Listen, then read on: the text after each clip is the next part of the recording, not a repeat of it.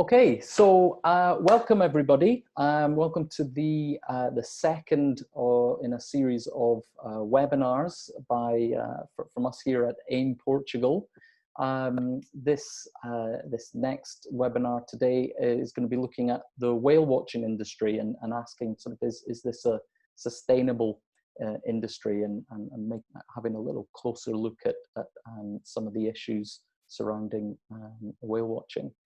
I want to try and keep this, keep as much time open for your guys' input as well. So roughly about halfway through, we'll have just a really short questionnaire with a few questions that I'd like to put out to you guys and maybe get some feedback from you. And then we'll have a little kind of quiz towards the end. And then I'm hoping to have a good bit of time at the end for you to ask any questions or ideally just to give some of your comments as well.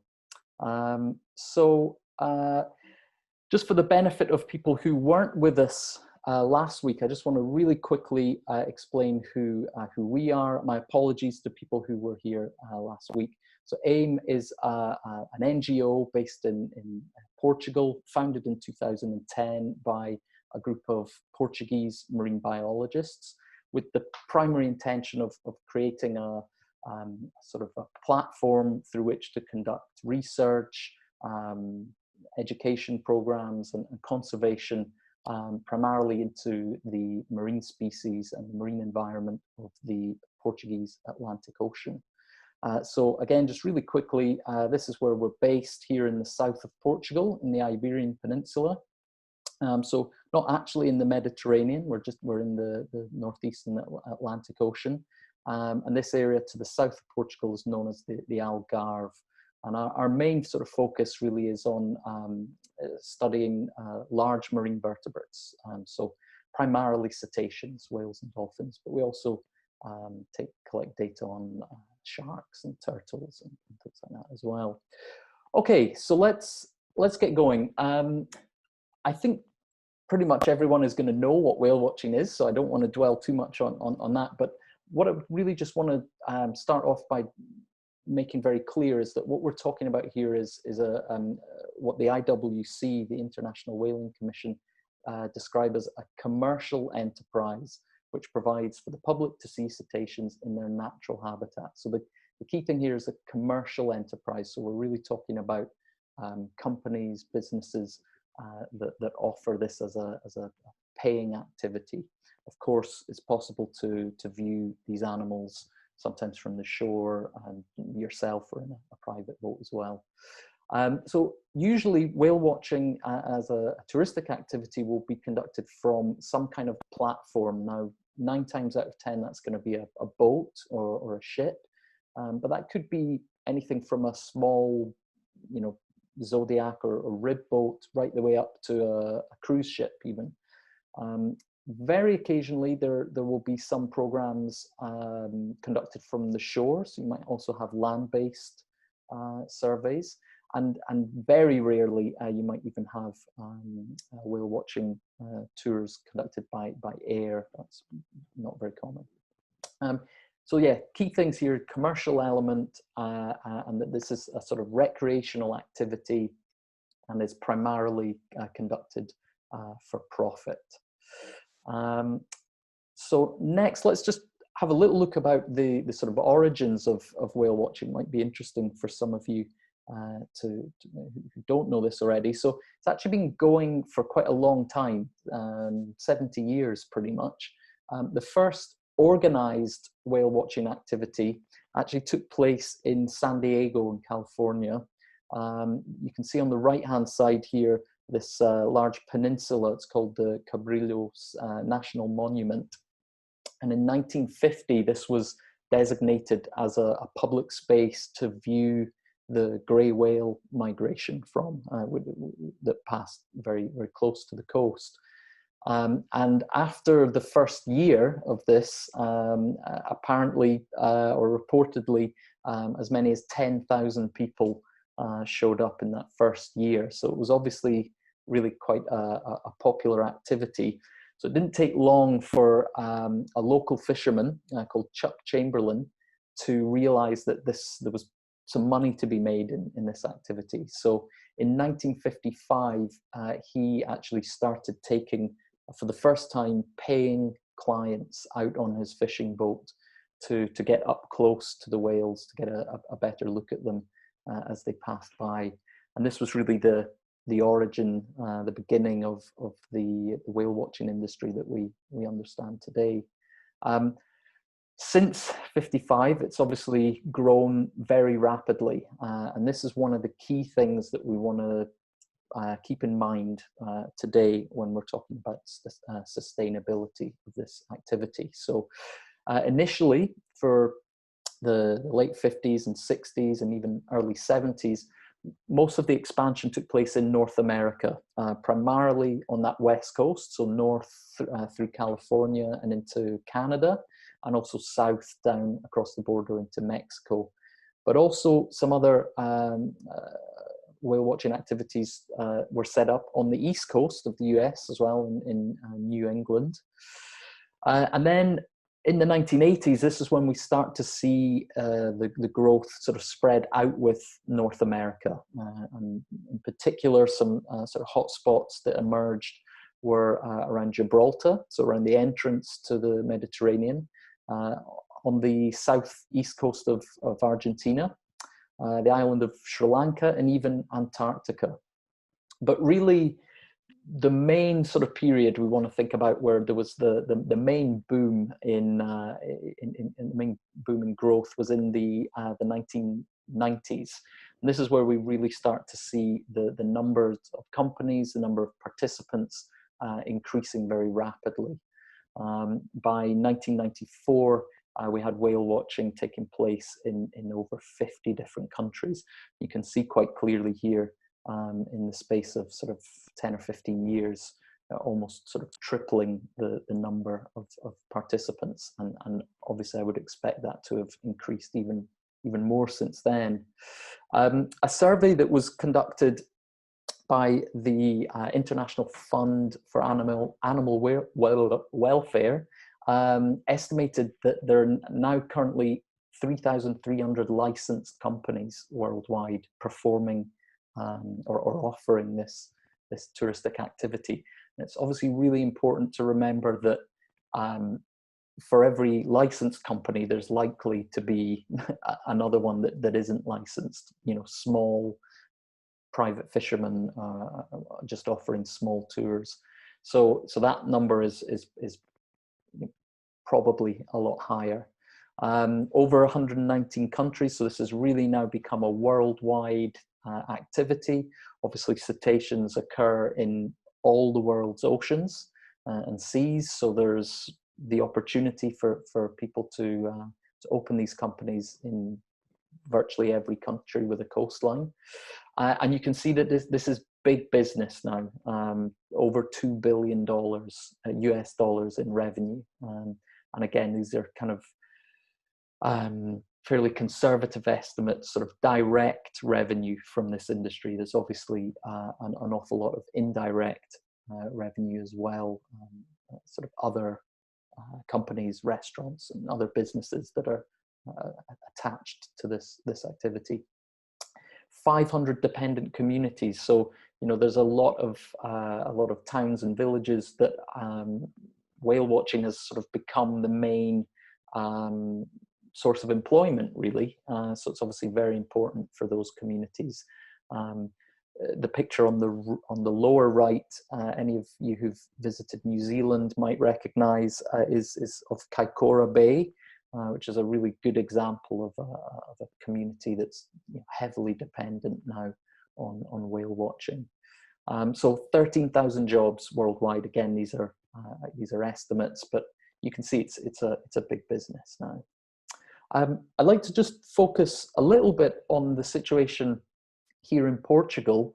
I know that you guys are from places all over the world, so it'd be quite interesting to hear maybe at the end some of your experiences from your own regions. But here in Portugal, well, I should say in continental Portugal, so just mainland Portugal, the official government figures from the beginning of this year stated that we have 77 licensed companies in mainland Portugal, with a combined total of 188 boats. So each individual boat also needs a license to carry out this activity.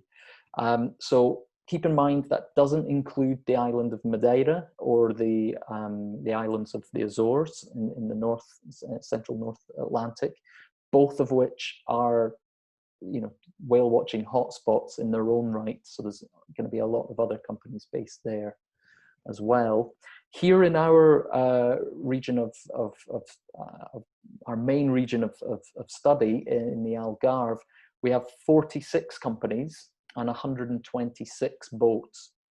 So you can see just from those numbers that roughly about 2/3 of the companies and boats of mainland Portugal are focused here or based here in the Algarve region. We have probably 8 main locations, most of which are along the south coast of the Algarve: Sagres, Lagos, Portimão, Albufeira, Vila Moura, Faro, Olhão, and Tavira. There are others, smaller towns and villages where you can find whale watching activities as well. But yeah, primarily based along the south coast of the Algarve, where the sea and weather conditions are often a bit more stable, so it's easier to take boats out. And also we have generally quite reliable sightings of cetaceans here. One thing I just want to not really comment on, but just draw your attention to, is that the total coastline, total length of coastline in the Algarve region alone is 125 miles. So that's about 200 kilometers. So as of this year, we have 1 whale watching boat for every mile of coastline. So just something to kind of think about. I think that's quite a stark number, and gives you an idea of how this industry's grown and the situation that we have at the moment. I'd like to just take a little pause now, just to get some input from you guys. I know that probably most of you will have had some experience with whales and dolphins in the past, but I'd be particularly interested to see if any of you guys have actually participated in a whale watching activity. So maybe if you guys don't mind, and you can answer some of these questions in the chat window. We've just got a couple of latecomers. I'll admit them too.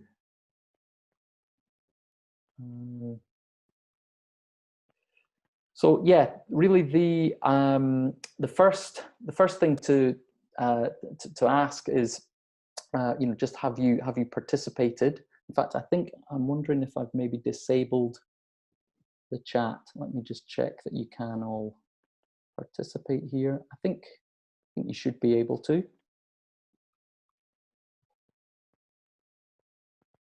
Good. Yeah, I was worried there. No answers coming through. I was thinking we had a technical problem.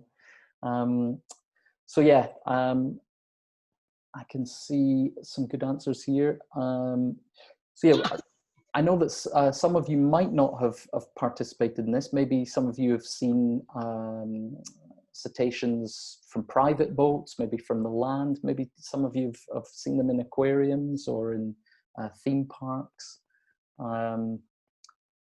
Looks like Andre might have the record so far in the first whale watching trip in '96.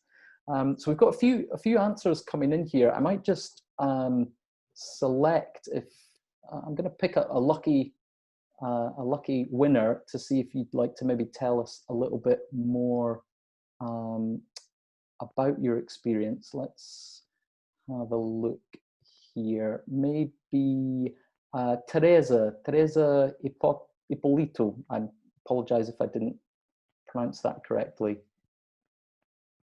Would you, if you're happy to, and you want to unmute your microphone? Yep.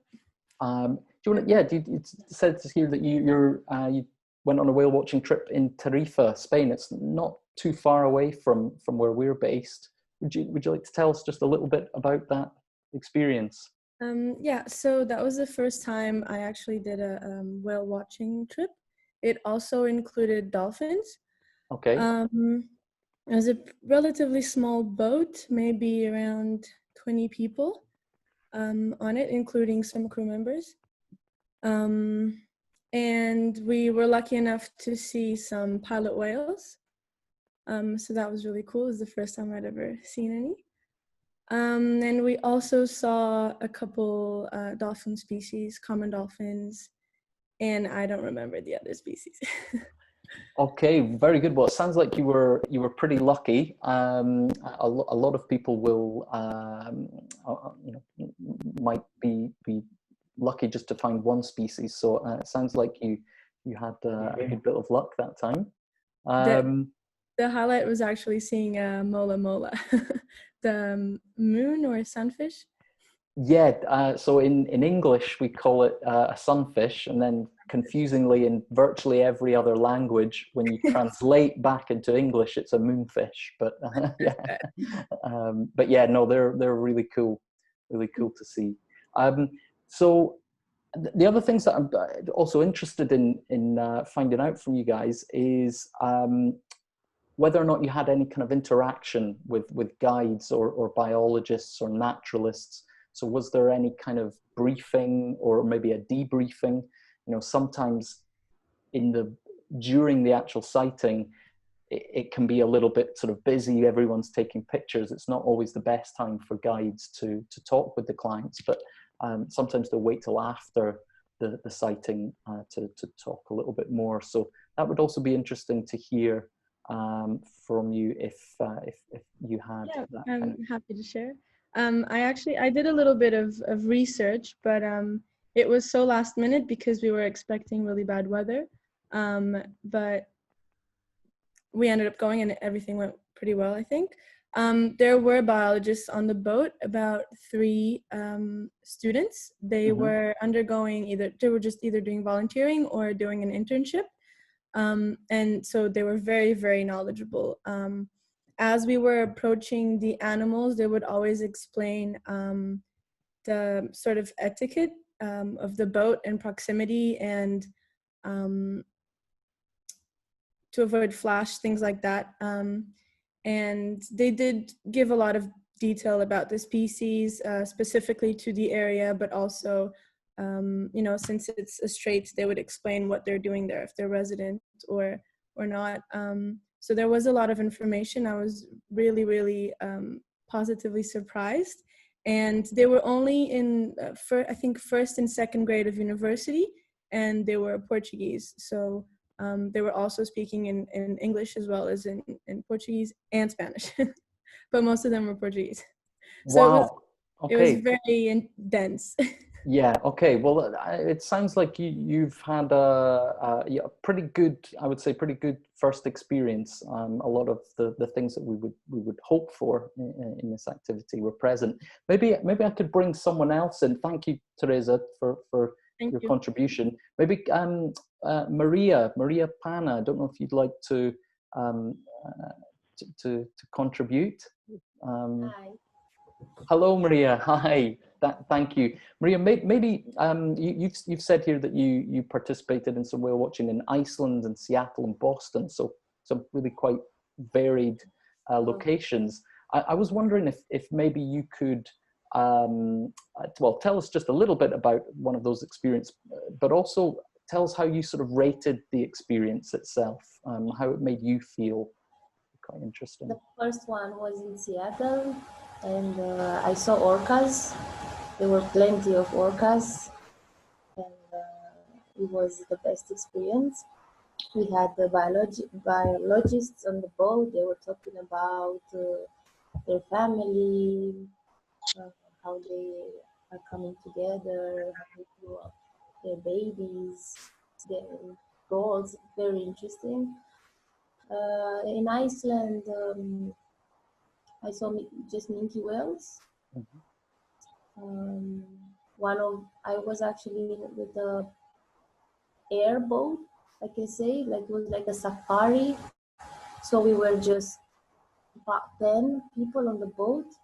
We approached at one point, I don't know, probably by mistake, too close, because the whale was actually under the boat. Okay, okay, no, that's interesting. So that sort of leads me on a little bit to a kind of follow-up question, which I put out to all of you,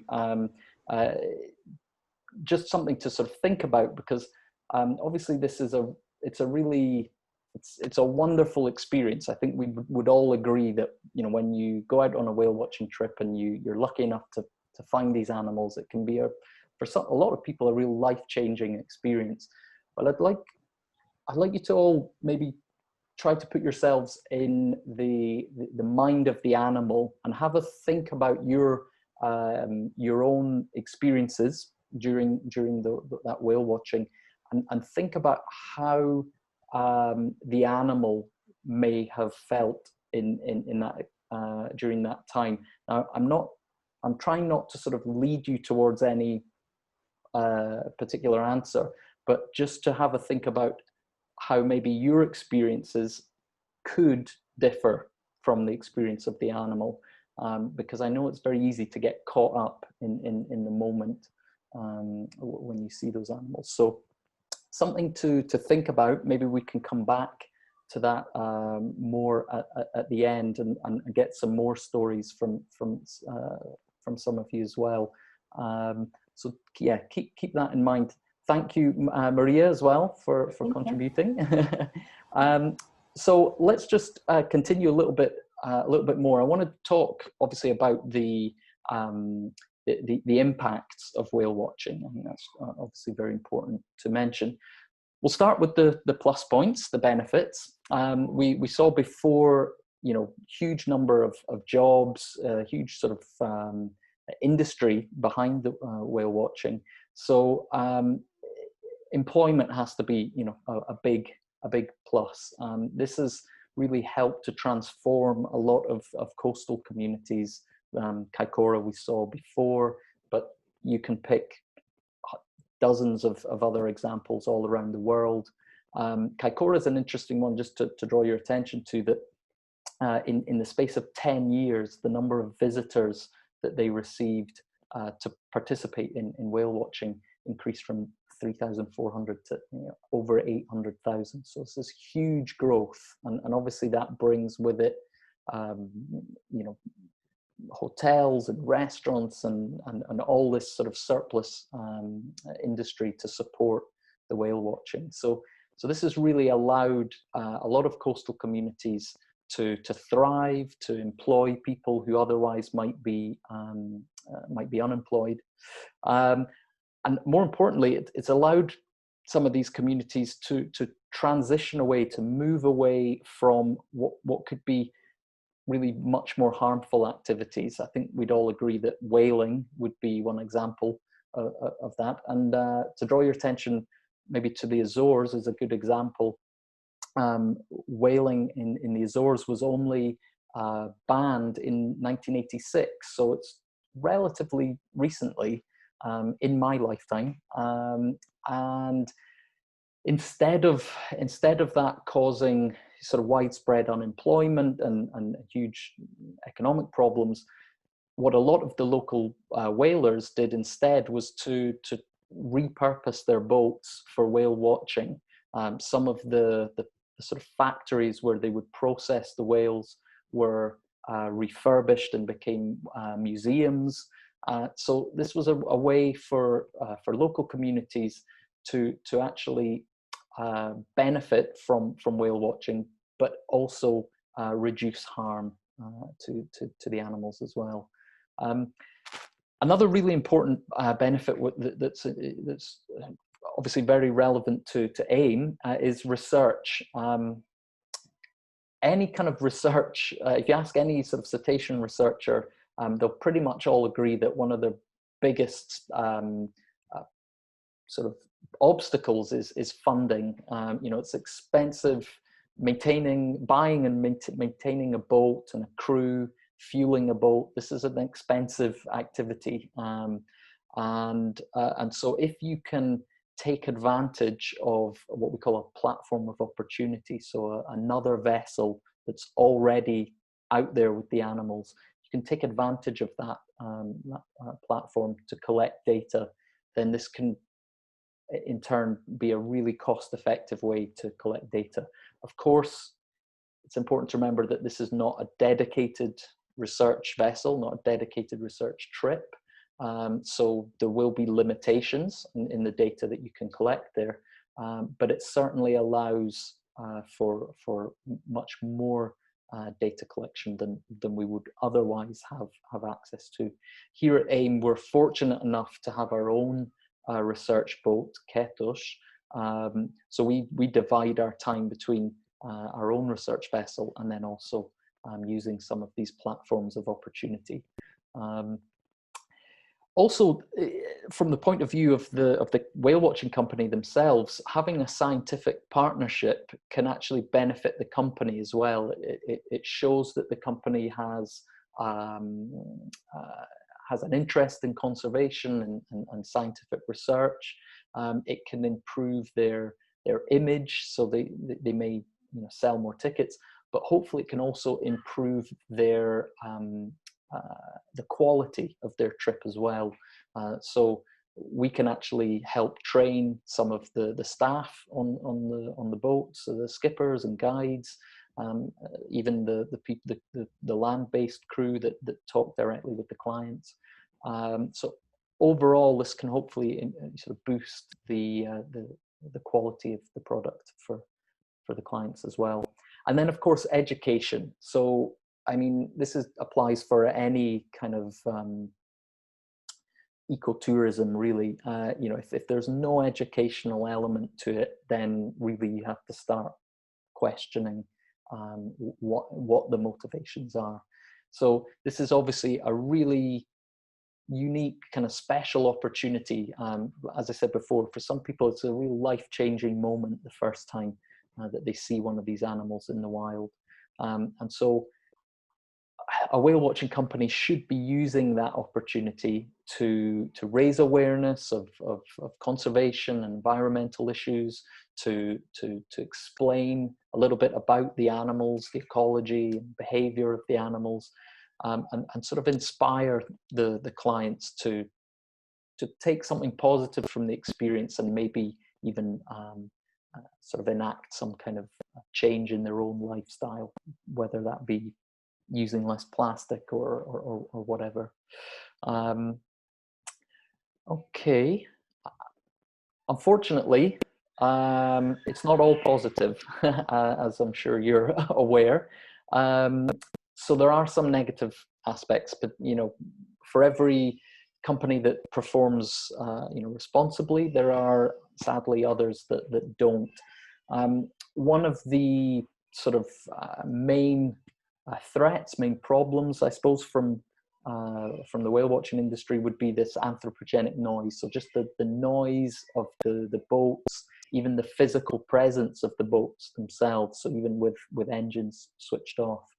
The biggest sort of impacts we can kind of more or less divide into what we'd maybe call short-term effects and long-term effects. And those short-term effects really are sort of changes in behavior. Now, it could be individual animals, or it could be maybe in the case of dolphins, a whole group behavior.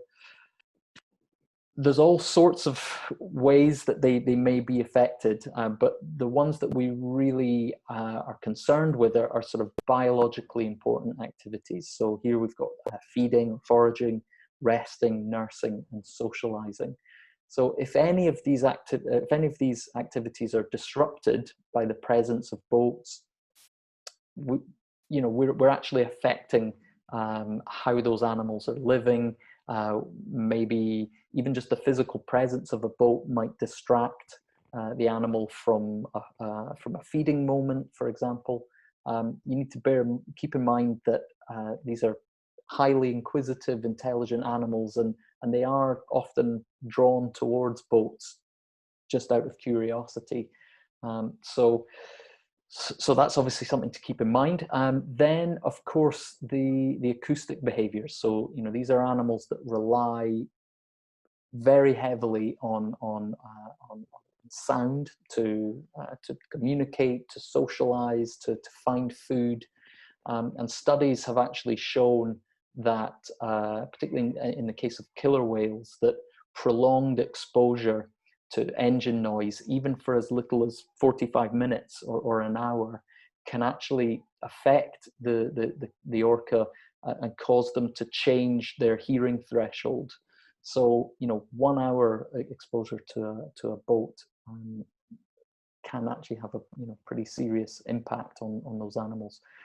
And then, of course, you know, in the worst cases, you might even have a ship strike or a collision. Thankfully, it's not very common. These animals are usually able to avoid boats when they're traveling slowly. But you know, if the skipper is behaving irresponsibly, that is possible. So another thing to keep in mind. In terms of the long-term impacts, it's as it says here, you know, you need long-term studies to show that. So one of the things that AIMM has been doing is collecting data from whale watching boats for almost 10 years now. So we're actually building up quite a large data set now. And that's really something that needs to be replicated all over the world to be able to sort of say whether or not there are any long-term impacts. But things that we would be particularly sort of interested in would be changes in behavior. So maybe it's a feeding area, highly productive area, and perhaps over many seasons, many years, the presence of boats causes the animals to look elsewhere for food, maybe to less productive areas. Maybe it's a calving area. Maybe it's a migratory route. So, you know, all these things need sort of longer term studies to say one way or another if this is having a negative impact. I want to sort of take a slight sidestep here just to bring your attention to a sort of subsect of the whale watching industry, which is swimming with dolphins. And this is something that some of you may have done yourselves, other people perhaps not. It's legal in some countries and not in others, and even in some regions and not in others. So it's not something that you'll find on offer everywhere. Here in Portugal, for example, it's illegal to swim with cetaceans in mainland Portugal, but in the Azores, it's actually legal for companies to offer this activity with certain species. So just with dolphin species in the case of the Azores. Elsewhere in the world, those regulations might vary, but I think, again, sort of something that I'd like you guys to think about is you know, who really benefits out of that experience. It's obviously a really magical moment, I'm sure, to swim with these animals, but well, think about, you know, also how the whale might be or dolphin might be feeling. That kind of leads me on a little bit to regulation, and this is, we could quite easily talk for at least an hour about regulation, and I want to just kind of give you an overview, because the main thing to keep in mind is, as I said before, that the regulation varies from country to country or region to region. There's no sort of overall global law regarding whale watching activities. Things that will be taken into account will be different species, different locations, different vessel types, but all of this sort of all of these regulations should really be informed from scientific data. So it shouldn't just be made up and, you know, written on the back of a cigarette packet or created by the whale watching companies themselves. You know, there does need to be some kind of authority figure coming up with these guidelines. And this is where I want to draw your attention to a few organizations. First of all, the IWC. I'm sure you're all familiar with the International Whaling Commission, but also in particular the WCA, the World Cetacean Alliance. Now, both of these organizations compiled really quite extensive guidelines, best practice protocol covering whale watching anywhere in the world. So they've tried to do this in a way that is really quite universal. In the case of the WCA, we're actually a partner. AIMM is a partner with the WCA, and they've gone one step further, not only producing best practice guidelines, but also offering sort of training and accreditation schemes. AIMM is actually one of those training authorities. For industry members or just for members of the public. So, you know, boat skippers, guides, or just people who have an interest in whale watching. So the idea is to really spread as widely as possible this best practice to hopefully reduce the impact as much as possible.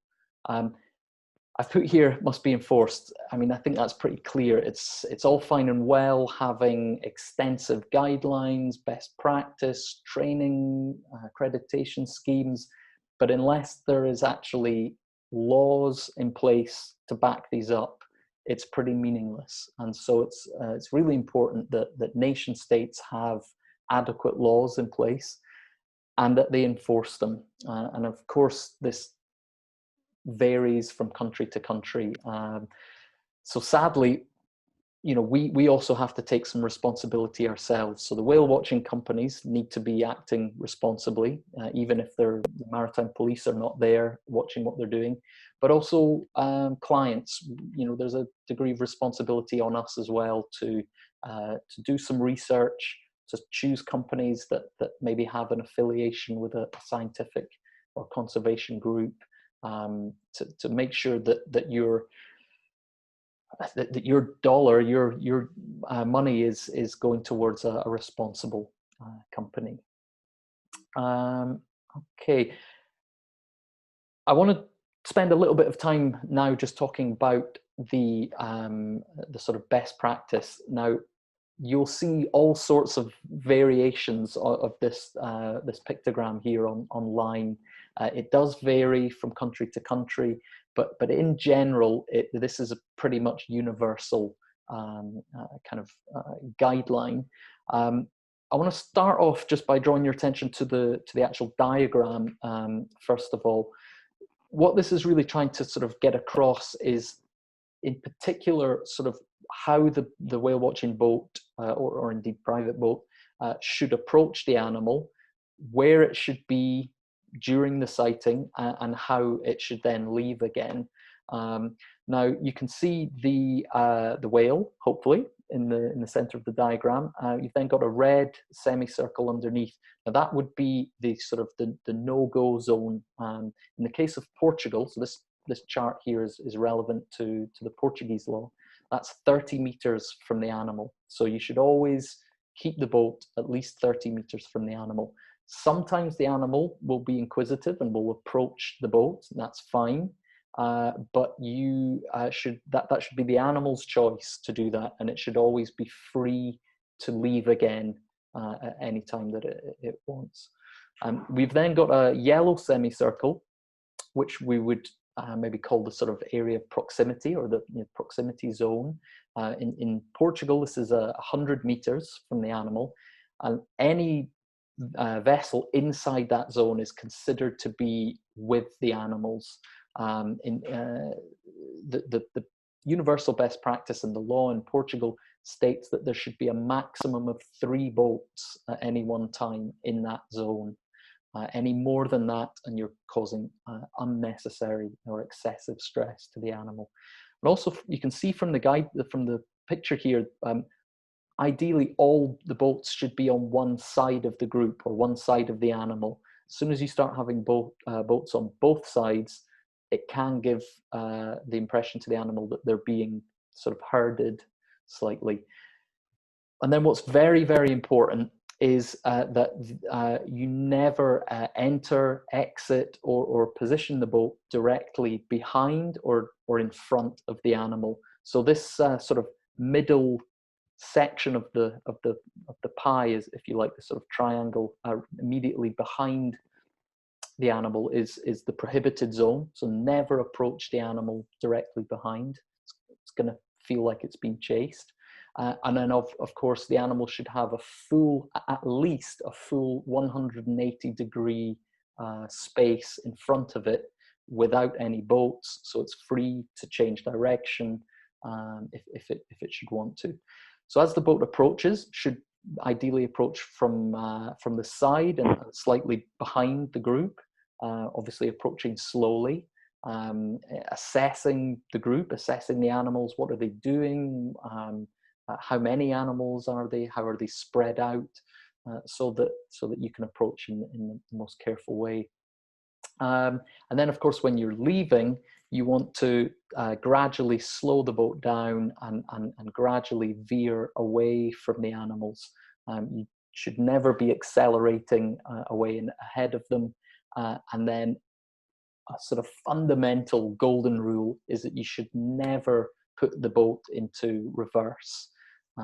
These animals sort of understand that boats tend to go in one direction, and as soon as you start messing around with that and putting the boat into reverse, you're obviously a lot of boats will have propellers at the back of the boat. You're then leading with a propeller, which is obviously incredibly dangerous. So that's a golden rule. But yeah, if you take a glance through some of these other rules on the right hand side, other things to draw your attention to would be changing speed. So you should always be as closely as possible trying to match the direction and speed of the animals. So not accelerating and slowing down, not veering from one side to the other. A responsible and experienced skipper will be able to position the boat in a good place and more or less follow the animal as it moves. And then the amount of time that you stay with the animals as well. So 30 minutes would be the maximum. But bear in mind that this is 30 minutes for each boat. So remember how many boats we had here in the Algarve or in continental Portugal. Sometimes it's possible to just have one boat arriving after another. So that obviously this can go on for quite a long time. Simple things like remaining calm, don't touch the animals. Again, here in Portugal, would be illegal to swim with these animals. I can see from you guys that there's a lot of really good questions and comments coming in, which is really good. I'm really happy to see that you're getting involved. What we'll maybe do is just at the end, we can go back through some of these comments and discuss them a little bit more.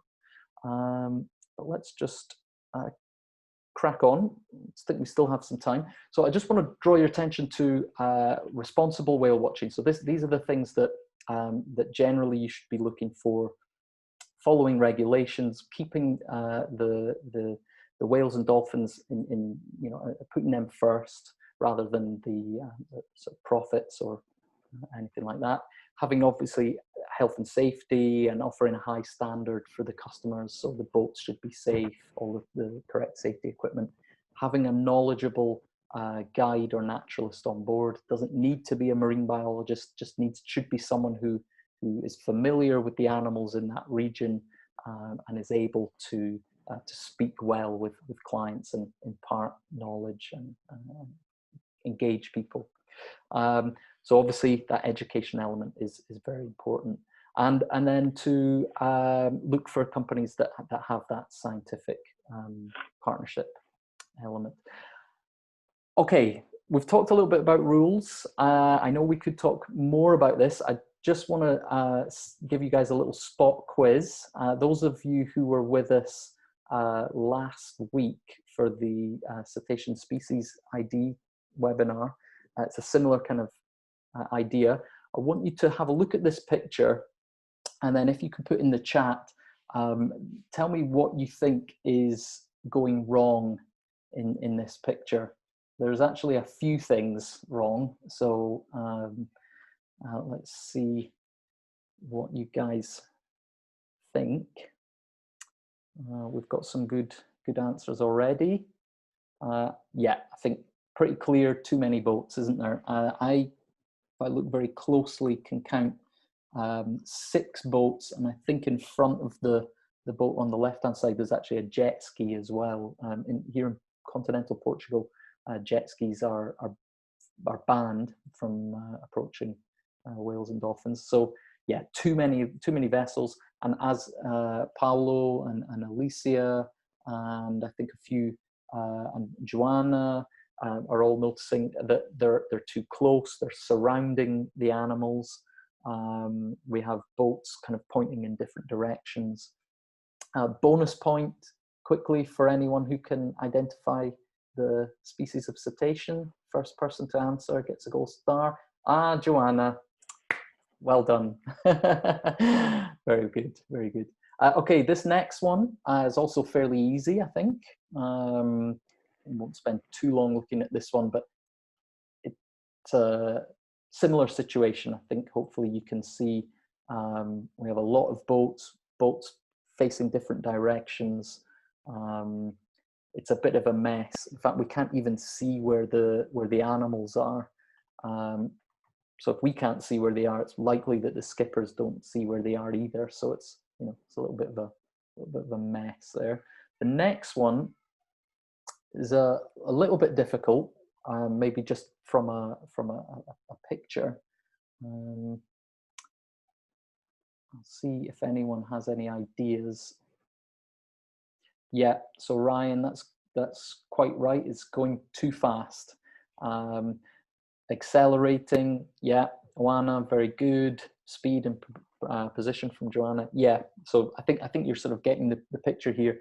This was actually a boat leaving the animals, and instead of just gradually slowing down and peeling away from the group, they just slammed the accelerator on and off they went. So yeah, not a great exit in that image. Now this last one is difficult, and I'm not expecting many of you to spot this one. It is quite tricky, but see if you look closely. Joran, wow, okay, very good. Juliana, well done. No, very impressive. If you guys look closely at the bow of the boat, you can just about see a wake in front of the boat, and that's an indication that the boat's reversing. Not that easy to see, but hopefully you can spot that. And as I said before, that's a major no-no. You should never be reversing the boat close to the animals. So well done. Christian as well, Joanna, well done. You all spotted that one. It's pretty much sort of what I wanted to draw your attention to. We still have a little bit of time to get your guys' input as well. I just want to draw your attention just very quickly to some further reading. I would particularly recommend spending some time looking at the WCA, World Cetacean Alliance website, and the IWC website. The IWC has a handbook, really quite informative handbook. If you're interested, particularly this Mark Carwadine book is still in print and gives you a good idea about sort of whale watching. There's a version from Britain and Europe. I think there's also a version from North America as well. Okay, I think those are the sort of main issues that I wanted to raise with everyone. It would be interesting now maybe to bring you guys in. Let's see what there's a lot of comments here in the chat. It's going to take me a bit of time to go through it all, so it might just be easier maybe if any of you have a particular question or a comment that you'd like to make, either just shout, and hopefully you'll shout before someone else, or I think you can raise your hand as well. I think there's a little function in Zoom to do that. I've unmuted everyone, so please don't all talk at once. But yeah, if anyone has any comments.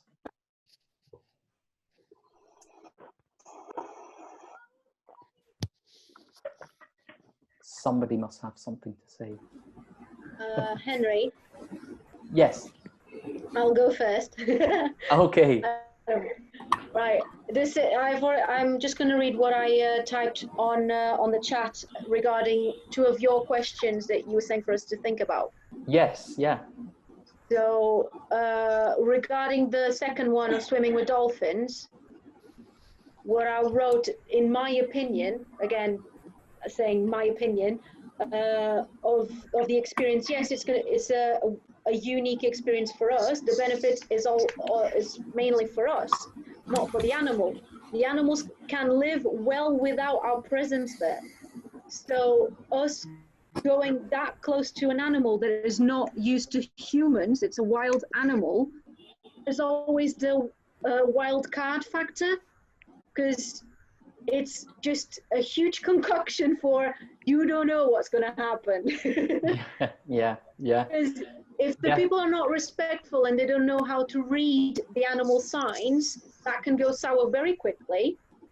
And then you have the aspect that the animals might just change their mood just like that, just in a glimpse of an eye. You don't even notice. Yeah. No, you're raising some really good points. I think I think it's something, you know, certainly that we all need to think about. Joanna, thank you for the comment. I want to just try and get as many people involved as possible. Ryan, you've raised your hand. Thank you. So yeah, thank you, Joanna. Ryan, what would you like to say? Well, so first, the experience I have with swimming with dolphins, there's bottlenose dolphins up and down the coast. And that's, for me, actually a really wonderful way for that interaction, because it's so voluntary on the part of the animals. No one's there with boats. There's no means to pursue them. It is completely voluntary for the animals, and a lot of times they will come up within 5 feet or so, kind of check you out, do flat, and they leave. And there's nothing we can do to keep them there, and there's no pursuit. So I've always had really, really good experiences with that. But my question in particular, obviously you being in Portugal, I'm not sure how familiar you are with the changes that the Marine Mammal Protection Act would have caused in the 70s, since whale watching started in the 50s in San Francisco. Yeah, so so Teresa has just made a comment here, which I'd just like to raise to everyone. If you're not speaking, if you could try and keep your mic muted, I think it's maybe a bit difficult for everyone to hear. Ryan, could you just repeat your question? Oh, absolutely. So after whale watching started in the 50s in San Francisco, there was about a 20-year gap before the Marine Mammal Protection Act took place. 70s, so I was wondering if there was a pretty dramatic change the industry had to adjust to after that was passed. Okay, that's a really good question. You may have detected from my accent that I'm not Portuguese. That's probably a little difficult for you to answer. I was just curious. No, but I'd like to maybe bring in Joanna or Andre. Maybe you have something to offer for this question. Can you guys hear me? Yes. Yeah?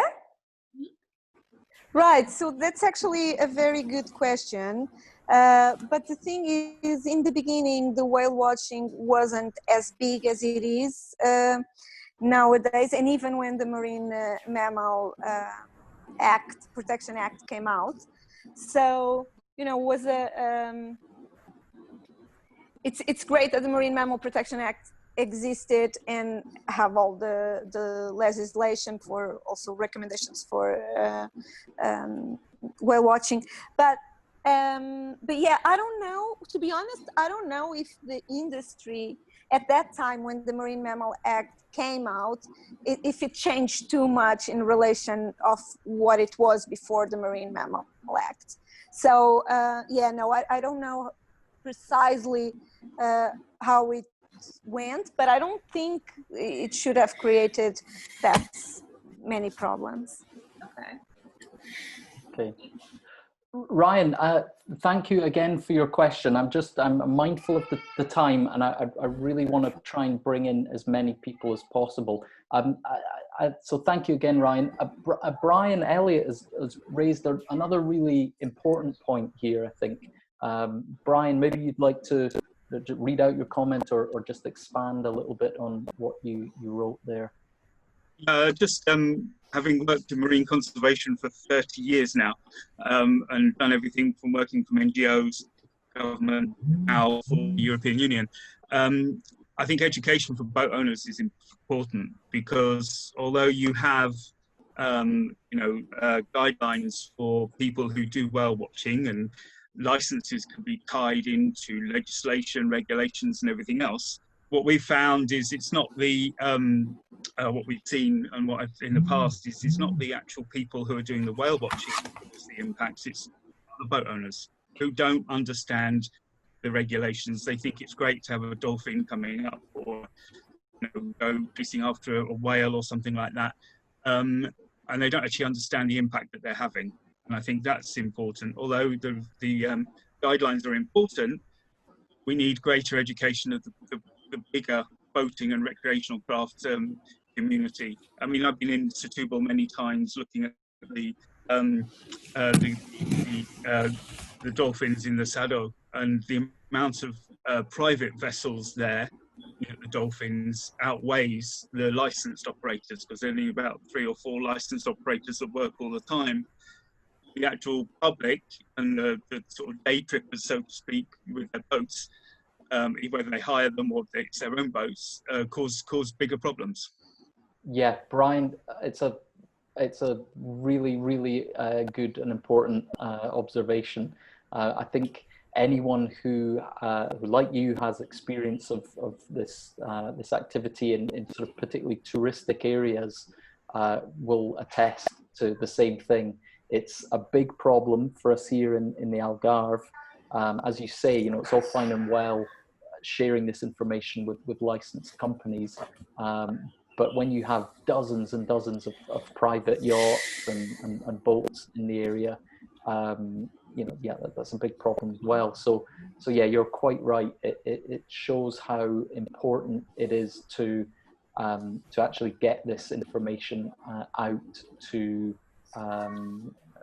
just private boat owners, when they're taking boat licenses. This also should be something that is a part of that. Would anyone else like to comment? Can on I just? that?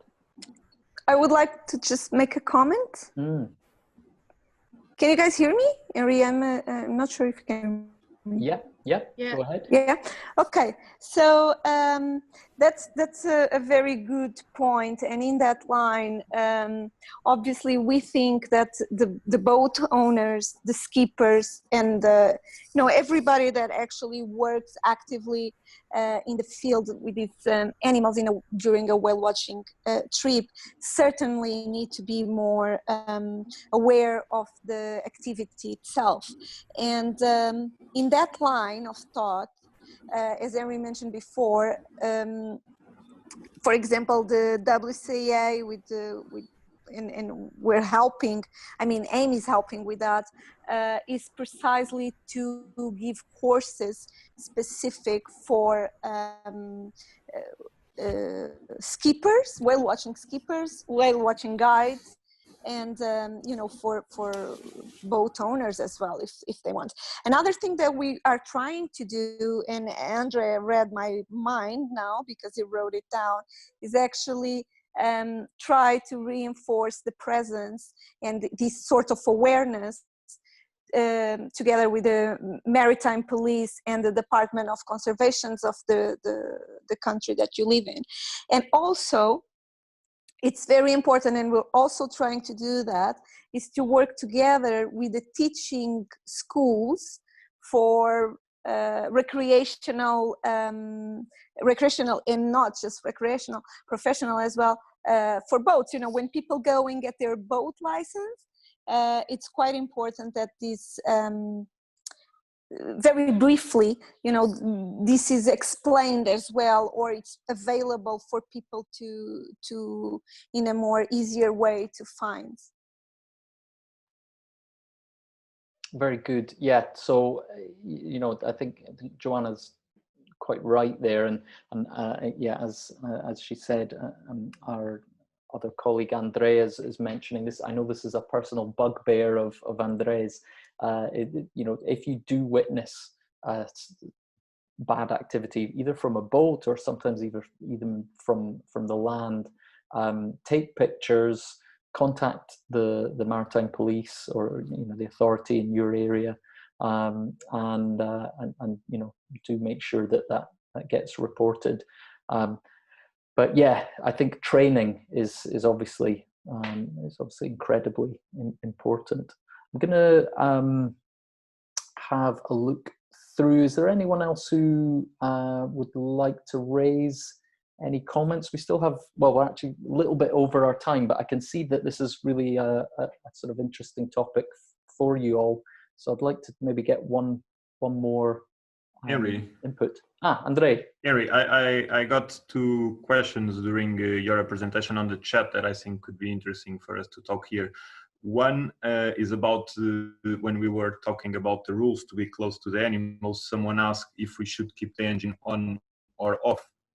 And this is an interesting question. There is no really, in the Portuguese law, nothing tells us that we should turning off or on the engine. But we know that, well, first, for safety reasons, I think it's good to keep the engine run all the time because we are in the middle of the ocean. This could be our unique engine, so it's good that we have the engine working and able to bring us back to the shore. But the more discussion here could be for the animal's point of view. And what I do is I always keep my engine on because I know like that I'm making some noise, but I'm telling the dolphins that I'm here and they are aware of my position. If we turn on the engine, if we turn off the engine, the noise disappears and the animals, well, will not notice so well. And then when we turn it on again, they can get close or be too close to us and we can have an accident. So at least my policy here is I always keep my engine on for safety reasons and for the good of the animals as well. Okay, no, thank you, Andre. Was there any, I know you were keeping a closer eye on the chats. Was there something else you wanted to?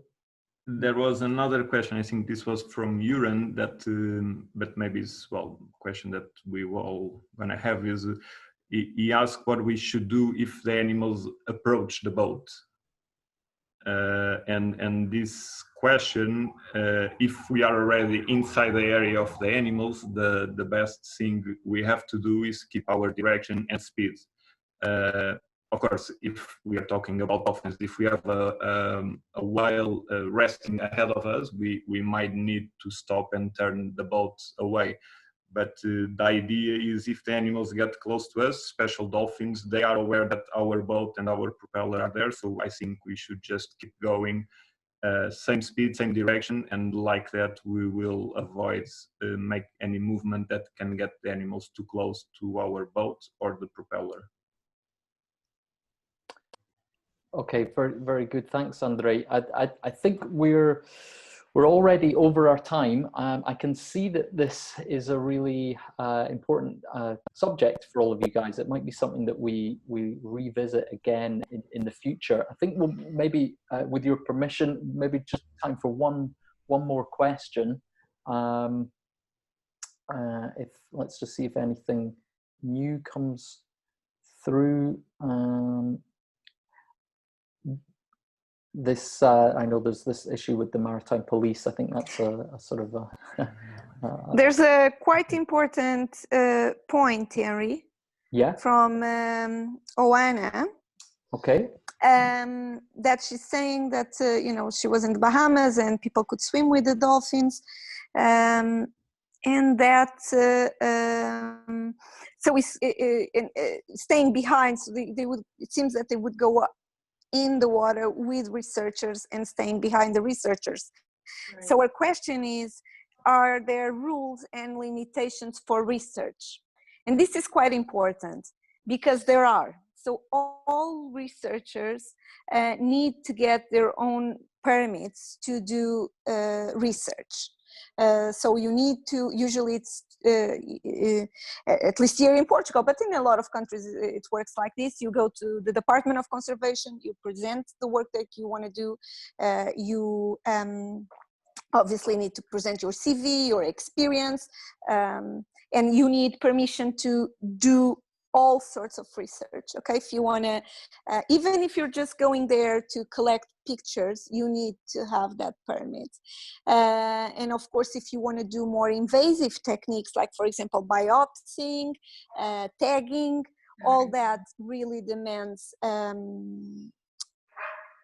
permission, and people need to be experienced to do that. So yeah, so even researchers also need permission. Okay. Thanks. Oh, okay. No, thank you, Joanna. Oh, in fact, we've got here from Juliana. She's asking either with ONGs or with commercial platforms. Do you want to expand a little bit on that?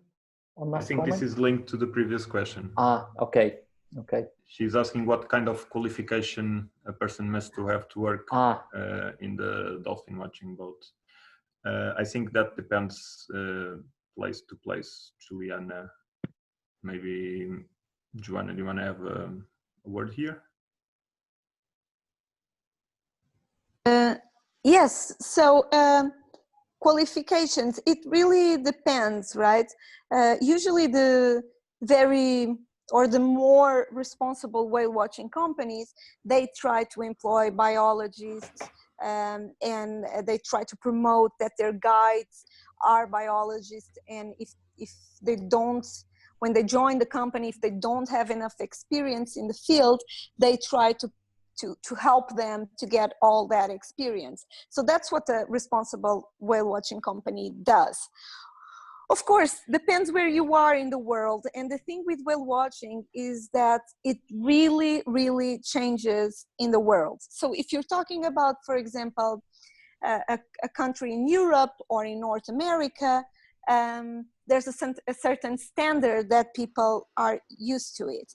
But if you go to India to do whale watching, for example, it's a completely different story. If you go to countries in Africa and you go in, the little canoes from the fishermen's, another completely different story. So it really depends. But I think in Europe and North America, and some places in South America as well, there's this thought of trying to get qualified people to be on board. If you're not a biologist, or even if you are a biologist and you don't have enough experience, there's all sorts of things that you can do. You can do workshops, you can take webinars like this, you can participate in conferences, read books, obviously, study. But yes, I think a good guide, I think people should be proud of their work. So if you're a guide, I think you should know what you're talking about, because you have an enormous power when explaining people what they're seeing. And in terms of conservation, the power of a guide, it's enormous, because when you're seeing dolphins, people are completely, they're at a different level of the way they receive the message. So they're touched. And therefore, it's much easier to pass any conservation measures that you want. And for that, you need people that know how to do that. So there's training for that. It's not just because you're a biologist that you are qualified to be a guide. There's other techniques in a guide that you need to have as well. And so my recommendation in that sense is just to really try to get the courses.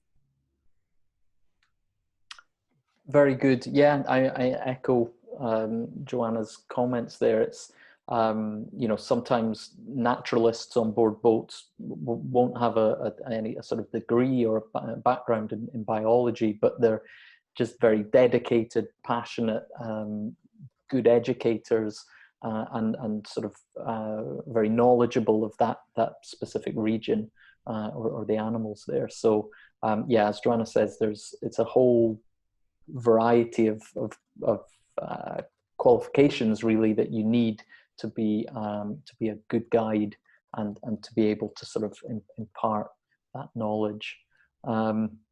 I think, guys, we're going to need to wrap this up, but it's really nice to see so many people commenting in the group. I've been rather focused on the presentation, but I hope you guys have been able to have a few little conversations between each other in the chat there. It might be a subject that we look at discussing again in the future. It would be really interesting for you guys to get back in touch with us, maybe with some ideas for future webinars, if there's things that that you would like to hear from us and also to discuss with us. Check out obviously our website, our YouTube, our Instagram, and we're going to have some quite interesting content coming over the next few weeks, which I think might be quite interesting for you guys.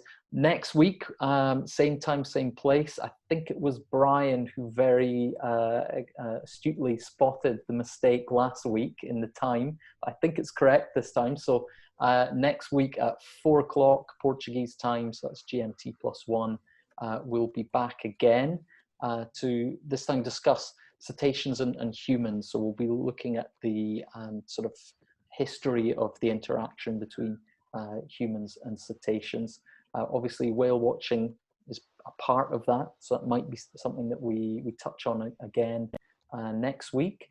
But in the meantime, I just want to thank you all again for joining us. Special thanks to Joanna Castro, she's the founder and president of AIMM, and also to André Cid, who's one of the head senior researchers and operation manager here at AIMM. So thank you both for your participation. But yeah, thanks again for joining us, everyone. Have a good afternoon, and we hope to see you all again next week. Okay, bye for now. Bye-bye.